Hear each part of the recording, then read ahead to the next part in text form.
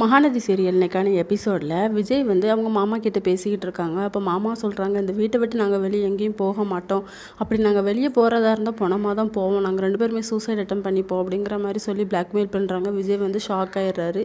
அதுக்கப்புறம் ராகினி வந்து சிரிச்சுக்கிட்டே இருக்காங்க. இதை பார்த்துட்டு இருந்த விஜய் வந்து ஏதோ பிளான் இருக்குது அப்படின்னு சொல்லிட்டு வெண்ணிலாவோட மாமாவை தனியாக கூட்டிகிட்டு போகிறாங்க. அங்கே போய் கேட்குறாங்க, உங்ககிட்ட யார் இப்படி சொன்னது அப்படின்னு சொல்லிட்டு. இல்லை, நீங்கள் 2 பேருமே அக்ரிமெண்ட் போட்டு தானே கல்யாணம் பண்ணிக்கிட்டீங்க. நீங்கள் எங்கள் பொண்ணை ஏற்றுக்கிட்டா என்ன, அதை தான் நான் சொல்ல வரேன் அப்படிங்கிற மாதிரி சொல்கிறாங்க.